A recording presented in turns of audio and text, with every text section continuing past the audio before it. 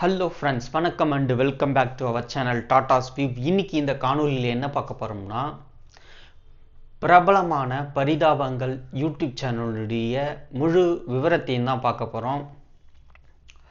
சரி வாங்க, வீடியோவை ஸ்கிப் பண்ணாத பாருங்கள். இன்னும் நம்ம சேனல் சப்ஸ்கிரைப் பண்ணலாம், சப்ஸ்கிரைப் பண்ணுங்கள். ஓகே.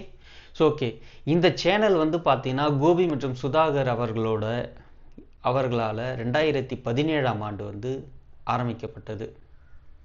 இந்த சேனலுடைய சிறப்புன்னு பார்த்தீங்கன்னா, மக்களின் வாழ்க்கையில் அன்றாடு ஏற்படுகின்ற நிகழ்வுகளை தொகுப்பாக வச்சு நகைச்சுவையோட சமூகத்திற்கான பார்வையை முன்வைக்குது இந்த சேனல்.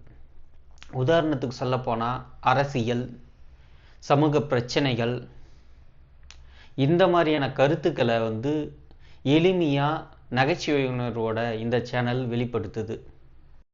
இதில் குறிப்பிட்டு சொல்லப்போனால் அவர்களுடைய நிறைய வீடியோ மேக்கிங்கில் வர நிகழ்வுகள் வந்து இன்றைக்கும் அன்றாட வாழ்வில் பல்வேறால சந்திக்கக்கூடிய நிகழ்வுகளாக இருக்குது. உதாரணத்திற்கு என்னென்ன சொல்கிறான் பாருங்க, கம்பி கட்டுற கதையெல்லாம் எடுத்து போடுறான் அப்படின்ற மாதிரியான நிகழ்வு. அதுக்கப்புறம் வந்து அவர்களுடைய ட்ரெயினில் வந்து வடக்கு பாய்ஸ் வந்து எப்படி வராங்கன்ற மாதிரி ஒரு வீடியோ மேக் பண்ணி போட்டிருப்பாங்க. அதுவும் ரொம்ப ஃபன்னியாக இருக்கும். ஸோ அதையும் வந்து மக்களிடையே மிகப்பெரிய வரவேற்பு ஏற்படுத்திச்சு.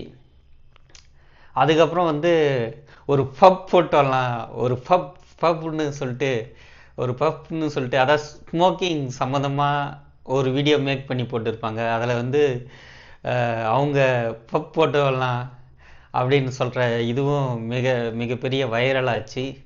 இது எல்லாமே வந்து இளைஞர்கள் மற்றும் அன்றாட வாழ்வில் மக்கள் ஃபேஸ் பண்ணுற ப்ராப்ளத்தை வந்து எளிமையான முறையில் நகைச்சுவை கலந்து சமூகத்திற்கு கொடுக்கறது மிக சிறப்பு. 2017 ஆரம்பிக்கப்பட்ட இந்த சேனலானது 0.1 மில்லியன் சப்ஸ்கிரைபரோடு ஆரம்பித்த இந்த சேனல் வந்து 2020ஆம் ஆண்டு 3 மில்லியன் சப்ஸ்கிரைபர்களும், 2021ஆம் ஆண்டு 4.5 மில்லியன் சப்ஸ்கிரைபரும், இன்னைய தேதியின்படி 2024 அப்போ 5.5 மில்லியன் சப்ஸ்கிரைபர்களுடன் சக்ஸஸ்ஃபுல்லாக ரன் ஆகிட்டு இருக்கு.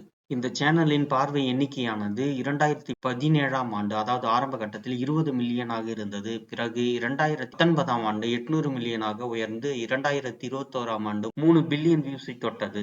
2024 கணக்கின்படி 5.4 பில்லியன் வியூஸ்களை கடந்து வெற்றிகரமான சாதனையாக திகழ்கிறது.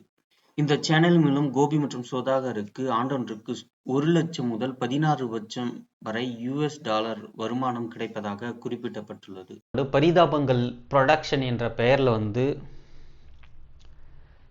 சொந்த தயாரிப்பு நிறுவனத்தை தொடங்குறாங்க. 2019ஆம் ஆண்டு வந்து ஒரு மூவியை மேக் பண்ணதுக்கு தயாராகிறாங்க. அதாவது hey money come today and go tomorrow யா அப்படின்ற மூவியை க்ரௌட் ஃபண்டிங் மூலயமா வந்து தயாரிக்க முடிவெடுக்கிறாங்க. அதற்கான க்ரௌட் ஃபண்டிங்கும் வந்தது. ஏதோ ஒரு சில காரணங்களால் 2019க்கு அப்புறம் அந்த கோவிட் தொற்றின் காரணமாக அவங்க அந்த படத்தை கைவிட்டுறாங்க. பிறகு வந்து பார்த்திங்கன்னா 2023ஆம் ஆண்டு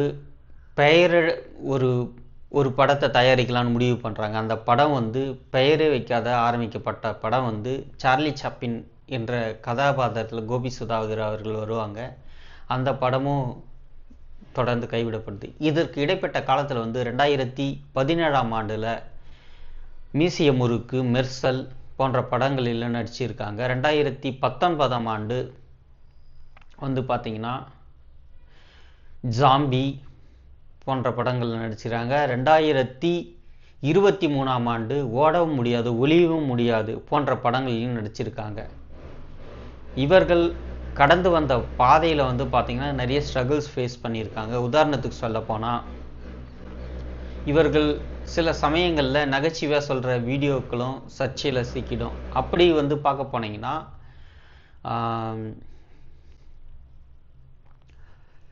சமீபத்தில் திருப்பதி லட்டு விவகாரத்தில் லட்டு பரிதாபங்கள்னு ஒரு வீடியோ மேக் பண்ணி போட்டிருந்தாங்க. அந்த வீடியோவில் வந்து இவங்க சர்ச்சையில் சிக்கி அந்த சர்ச்சையினால் அவங்க வழக்குகளையும் சந்தித்தாங்க. பிறகு அந்த காணொலியை அவங்க தொடர்லேருந்து நீக்கிட்டாங்க, மன்னிப்பு கடிதம் கேட்டாங்க.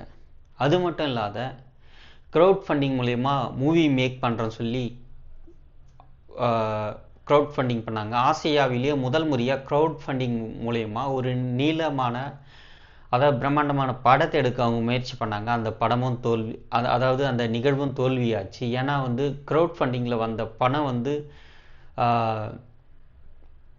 சரியான முறையில் அவங்களுக்கு கிடைக்காததுனால அவங்க அந்த படத்தை கைவிட வேண்டியதாக இருந்தது. அப்பயும் ஒரு சர்ச்சை வந்துச்சு. ஸோ மக்களுடைய பணத்தை தவறாக பயன்படுத்துகிறாங்கன்னு. அதுக்கப்புறம் வந்து சூப்பர் பேக்கர்னு ஒரு ஆப் மூலிமா ஆப்புக்கு விளம்பரம் கொடுத்தாங்க. அந்த ஆப் வந்து தவறான செயல்களில் ஈடுபட்டதாக, அதாவது முறைகேடுகளில் ஈடுபட்டதாக மக்களிடையே குற்றம் சாட்டப்பட்டுச்சு.